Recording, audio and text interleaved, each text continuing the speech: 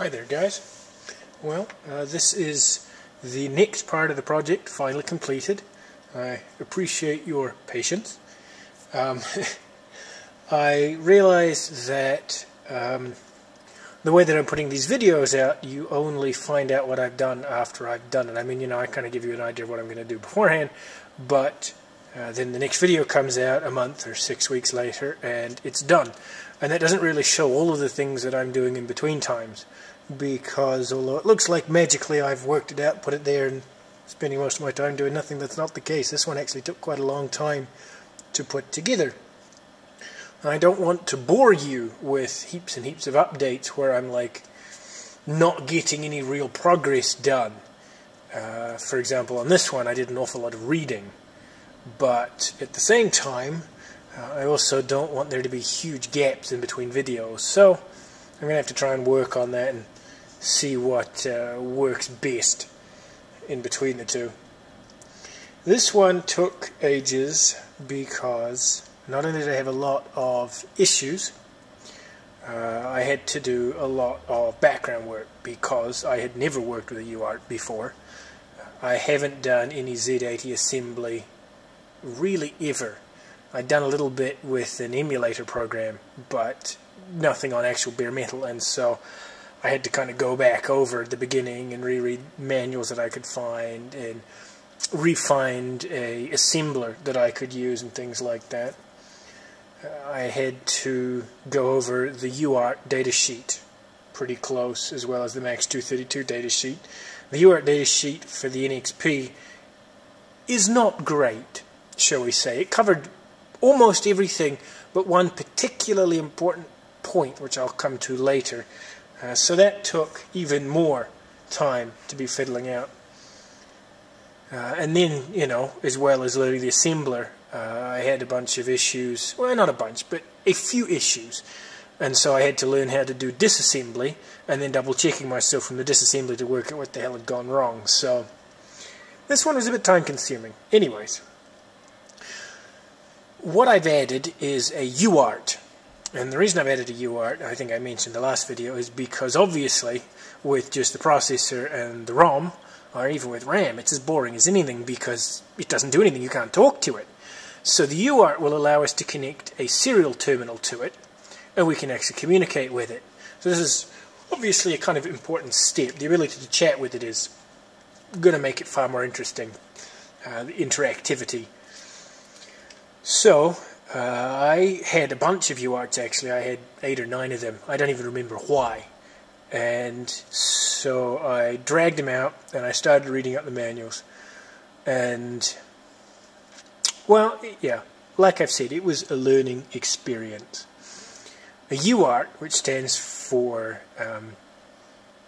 Universal Asynchronous Receiver Transmitter, is specifically designed for doing RS-232 serial. It produces the right kind of signals that RS-232 needs. However, it doesn't actually do it at the right voltage. RS-232 runs at something like -9 volts to plus 12 volts or something strange like that. And I think it has a really sort of wide tolerance of voltages, but each device will run on its own. Like this might only do -8 to +3 or something like that. And the reason that it uses much higher voltages than TTL, for example, is because it's designed to run over much longer cables. USB, the maximum length of the cable is 16 feet without a repeater, whereas with RS-232, I think it's like 30 feet, or maybe it's 100 feet. No, I think it's 100 feet. And then you get like RS-485 and 488 and things like that, which increases the length again. But I digress. So the UART contains all of the logic required for you to feed in data bytes one at a time, and it to throw them out in the correct RS-232 serial format. And it's actually a really nifty piece of tooling because it has everything on this one 40-pin package. So it'll not only do, obviously a serial line, but it has all of the range of things that would be required to connect it to a modem, for example, CTS, DTS, RTS, ring, notification, all of these things. It also has a pair of general purpose I/O pins, which I use in this case, and it has board out capabilities, so when you feed it a clock rate you can then use that clock rate and feed other UARTs off the same clock rate, so you don't need to use multiple crystals and all sorts of things like that. The UART that I picked is a 16C550B. Now admittedly I picked it because I had a bunch of them, but the reason I picked the 16550 presumably in the first place was because it's a really nice general purpose UART. The original UARTs that you used to get were the 8250s and then the 16550, sort of the model after it. Now the 16C550B is made by a different brand, in this case NXP. I don't recall who made the original UARTs. And then the B series means it's a later revision. This one is actually capable of doing up to 3 megabits a second, which I think is extraordinary. Although in this setup it's limited by the MAX 232. Now this is the next part. The MAX 232 is what takes the TTL voltage that the UART will put out and it kicks it up to the required 12 volts, or -8 to +8, or whatever the hell it is. Clearly these are details that I did not pay attention to because the MAX 232 makes it nice and easy. In the old days what you had was you had a separate 12 volts coming in and you had a pair of buffers that had built-in receive and transmit. It was a MC 1488 and 1489, and they took the voltage and did whatever was necessary to it and sent it out, but they needed that higher voltage to start with. The MAX 232 uses capacitors as charge pumps, so it'll take the 5 volts that's already on the circuit and kick it up to the right levels, plus and minus. So a really handy little thing. I've only got receive and transmit connected to mine, but it also has 2 extra lines, so you can use RTS and DTS. I think it's DTS, let's check. DSR and DTR, I'm sorry, are the other 2 lines that you can pack onto it, which would be useful for actually talking to a modem, for example. The MAX 232 in this model is limited to 120 kilobits per second, so a whole lot less than the UART can do, but for our purposes, more than enough. So the circuit, as you can see, has begun to get a little messy. I'll go over it again for anybody new, but we have our Arduino here, which is providing clock. I'm still embarrassed by using an Arduino for a clock, but it makes it really easy to change it when I need to do some debugging. If I want to slow it down, make it easier to watch, then I can do that relatively easily. This is the main board here. We have the Z80, and this is our flash RAM. And then on the new board we have the MAX 232, the UART itself, and then the oscillator. The UARTs usually are connected to 1.8432 megahertz crystals, and I actually have a bunch of those, but for the life of me I can't find the capacitors that go with it. So somehow I ended up with a couple of these 16 megahertz oscillators. And crystals, you need a pair of caps on either side and usually a resistor to feed a nice signal into a device. The oscillator has everything built in. You throw voltage in, ground in, and it'll kick out a nice clock signal, so it's nice and handy. Obviously this meant though that the example chart that the UART came with to produce the baud rate was wrong, so I had to redo my math. And in the end I got it absolutely correct the first time I did it, but I wasn't really sure, and so that required a bit of fiddling around. The UART takes in a clock frequency from our oscillator, and it has a divisor, and that'll take it down to the UART frequency. And the frequency the UART runs on is 16 times what the baud rate is. So to work out what the divisor is, the figure that you need to divide the oscillator rate by, you take the oscillator, divide it by 16, and then you divide it again by whatever the number is, and that'll give you the baud rate you're looking for. Because this is 16 megahertz, and I wanted to speak 9600 BPS, which is nice standard terminal frequency, it wasn't actually possible to get exactly on the money, but If you divide by 16 and then divide again by 104, you get to 9615 BPS, which is close enough. I have a assembly code chunk here that I'd like to show you. And this is what I've loaded into the flash RAM. Now, I've gotten a lot of experience with fiddling with the flash RAM because I've had to rewrite it over and over and over again. So the first chunk here has us flipping the GPIO pin on.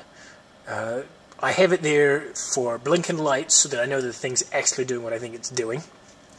This next chunk here is setting the divisor in the UART. The part that I mentioned the documentation was missing was actually how to set this. It told you what you needed to flip, but it didn't tell you what you had to do to get the divisor into it, which of the registers on the UART you had to use. It would call them DLL and DLM, but it didn't tell you what the hell these things were. So that required a bit of looking up in alternate data sheets to actually work it out. So I then load the rate into the DLL, which is the low byte, and the DLM, which is the high byte. And then I set the latch enable back so that the DLL and the DLM, the divisor, is loaded into the same register that you use to send and receive data through. So the same register you set the low byte in is the same one that you stick a character to when you want to send it out on the wire. So it has this latch that flips on and off to tell it whether it's taking a byte to throw it out the other end or whether it's setting the divisor. So I flip that back and I set the 8-bit byte, no parity, 1 stop bit. Standard stuff. Here I stick the letter A in one of the registers and I set the port that the UART is on. If you recall, the Z80 has a memory line and it has an I/O line, and so you have read and write signals that you connect to all of your devices, and then to tell the device whether you're talking to a memory device or an I/O device, you have this I/O line. In Z80 assembly, you use something like load or store to receive or send to memory, but you use in and out to talk to an I/O device. So I'm throwing an out here to turn on the next LED. In this case, this is the red one. The first one is the orange one that tells me the circuit's doing something, and then the red one says that it's going to try and send a byte. I pull the byte from the B register, send it out to the UART. I increment the B register, so that goes from whatever letter it is to the next letter. Slide it up here. And then, a bit more, there we go. Then I load into the accumulator the square bracket. So in ASCII, it goes ABC right through. I think A is 43 and Z is 65 or something like that. And, no, that can't be right. That math doesn't work. Just for, argument's sake.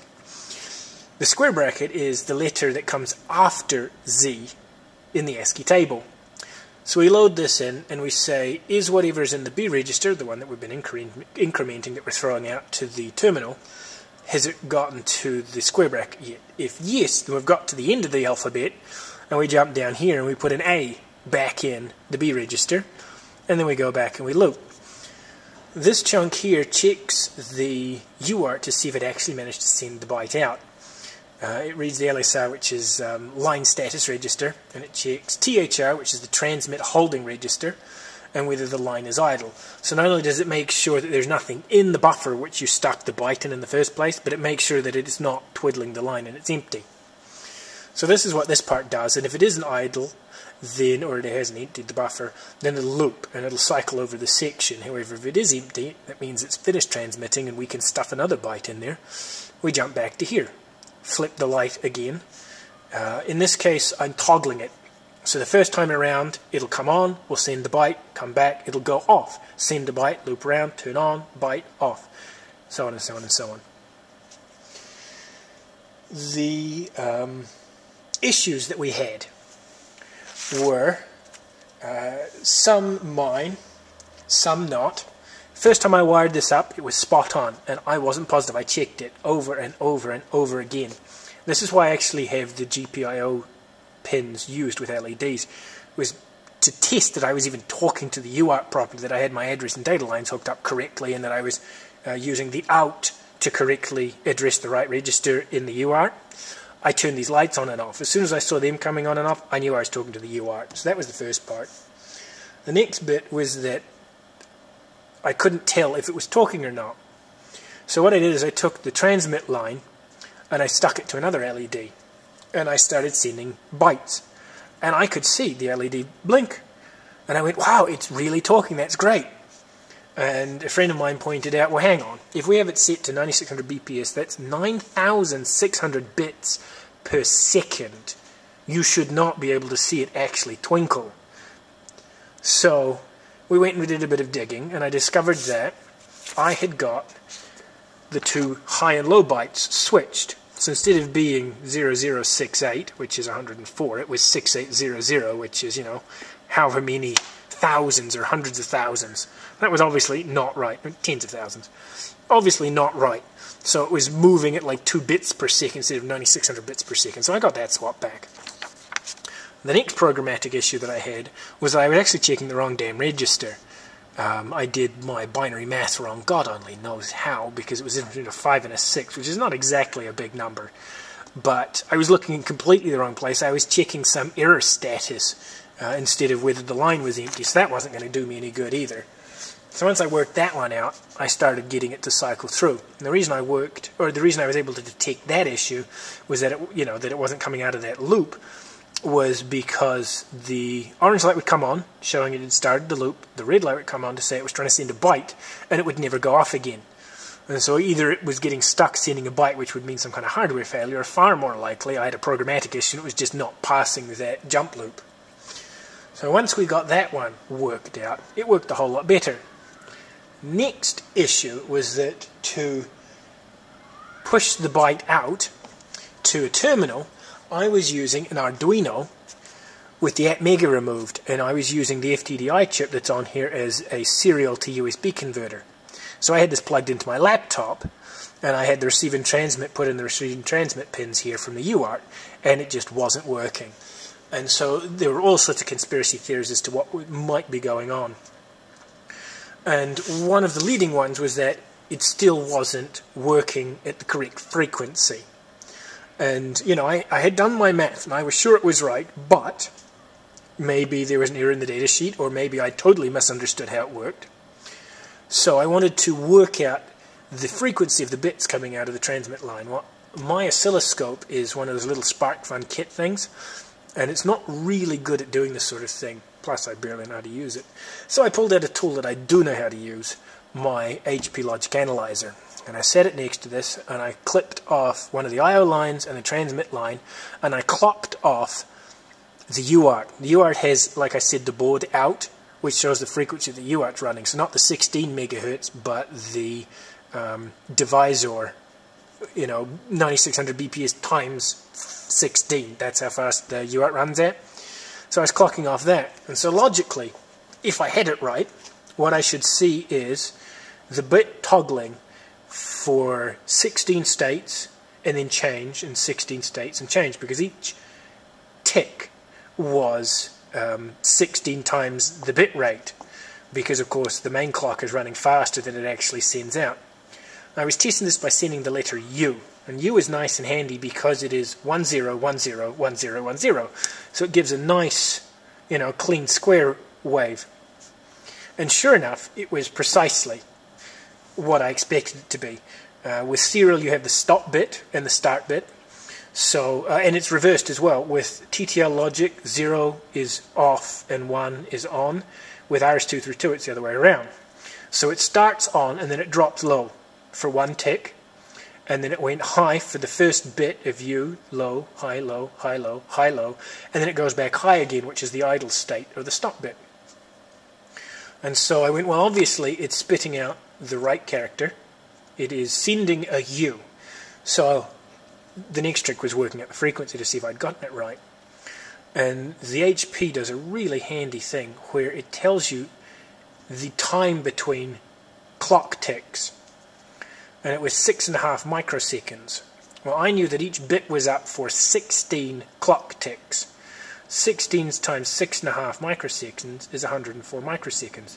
If you divide 1 second by 9,615 bits per second, you get 104 microseconds. So I was able to independently verify that it was sending out at the right frequency. Now at this point I didn't know what the hell the FTDI was doing, but I was pretty sure I had this right. So that was when I stuck the Macs on here and decided I was actually going to talk to a real serial terminal. And it worked the first damn time. I have come to the belief that the reason this is not working is because the FTDI is not expecting this reversed logic that the UART sends out. That might not be the case, but that's what I'm guessing right now. Either way, I want it to talk to a real terminal anyway, so I needed to stick the MAX 232 on it. The reason that I didn't stick the MAX 232 on it in the first place was, first, it meant I didn't have to bring my big VT240 into the house. You'll note we're back in the shed. I've finally been banished. And I didn't have the capacitors necessary. You'll see 1, 2, 3, 4, 5 capacitors on the MAX 232. The charge pumps, and it's got this enormous decoupling cap on it. I didn't have any of these, and I ended up going to a Rat Shack and picking them up. They had the right caps for $1.09 a piece. Mauser has them for 5 cents, but Rat Shack had them for $1.09. But they only had 3 of them, and I needed 4 of the 1 microfarad and then 1 of the 10. Now I had 1 of these, but I didn't have any of these. And I was a little miffed. You know, not only was I paying, you know, a couple $1,000% higher than I would on Mauser. Now, obviously, you have to deal with shipping when you buy online, but they only had 3 of them instead of 4. And so I kind of scratched my head, and I noticed that there was a mixed combo pack of capacitors, and sure enough, 4 1 microfarad caps and a 10 microfarad cap, and it was $3 something. So it was actually cheaper to buy 20 capacitors in the mixed pack than buy 4 separate capacitors that I needed. So I don't even know how Rat Shack works with that one, but anyway. So, like I said, there was a lot of back and forth with this. We did, however, finally manage to, yesterday, get it working. So I'm going to power it up now, but I thought I'd explain first what I'm going to do. So I'm going to plug it in, and the Arduino clock's going to start going, and it has a little light here. Now I have this running at 250 kilohertz, which means that it's cycling so fast you can't actually tell from the LED that it's doing anything. Elsewise, it takes so freaking long that you go to sleep by the time the letters start coming through. I need to reset the UART. So when I power this on, I'm going to hold the Z80 into reset. And I've got this flying lead here. The Z80 resets low. The UART resets high. Now I don't have an inverter logic 74 series anywhere at the moment. I'll find one. So I'm manually grounding it out, actually manually pulling it high to reset the UART. And then when the UART's reset, I'll let go, and it should start throwing stuff to my serial terminal. The thing might send a bit of gibberish first, so if you see a couple question marks, that's just because everything's sort of resetting and it's sending garbage down the line. But in theory, if the program's right, which I know it is because I've tested it before, and I haven't broken this since I pulled it out of the house, we should see A through Z, and then it'll start again. Let's see if it does what it's supposed to do. Alrighty, we have my VT240 set up. We've got our wires going into the cable that goes to the VT240. The screen is here, the VT is over here, but I can't fit it in the shot, so take my word for it. I haven't got a connector on the board yet, so it's just a couple fly lines going in here. So we'll hold our reset down. Might go launching, it might not. Okay, we reset the UART and let it rip. And there we go. My VT's not great, so you'll notice that it kind of wobbles up and down a bit, and there's some crap in between the laminate on the screens, but this is doing exactly what it's supposed to. So we have our UART. I know I do have the transmit and receive hooked up, but at the moment it's only capable of transmitting. Well, no, that's not technically true. It'll receive just fine, but it won't know what to do with it because I haven't programmed it. So that sort of leads on to the next bit. What comes next? Next will be adding some RAM. some real memory to it. Because right now, although it's definitely getting far more useful, without any RAM, there's not that much you can do with it. I went hunting and hunting and hunting. I don't recall if I mentioned this or not, probably. Looking for something completely different. And I came across 2 static RAMs that a friend of mine had given me. I think one's a 64-bit and the other one's 128-bit or something like that. So I'm sorry, 64-byte and 128-byte. So, gee whiz, I'm getting it wrong again. 64K and 128K. So the single 64K static RAM is everything that this Z80 can even address without doing banking. Whew, boy, that was difficult to get out, wasn't it? So, I'm going to add some RAM to this. And that way we can actually store things instead of me having to bounce between registers like I'm doing. And I think to prove that that works, I'll write something that lets you type in a line and it'll store it as you type it, and then when you hit the enter key it'll spit it back out. That's the theory anyway. We'll see how it works. You can also see that my boards are getting quite messy, not because of all of the fly wires, which is one thing, but because I've got 3 separate boards now and packing them with a whole bunch of stuff, and then after that, you know, there'll be the static RAM, and what else do I add? So I'm kind of coming up with a solution to tidy this all up. That probably won't happen by next time, but the static RAM should. I appreciate everyone's patience. I appreciate all the comments, and I hope you guys have a great day. Take care of yourselves. Thanks.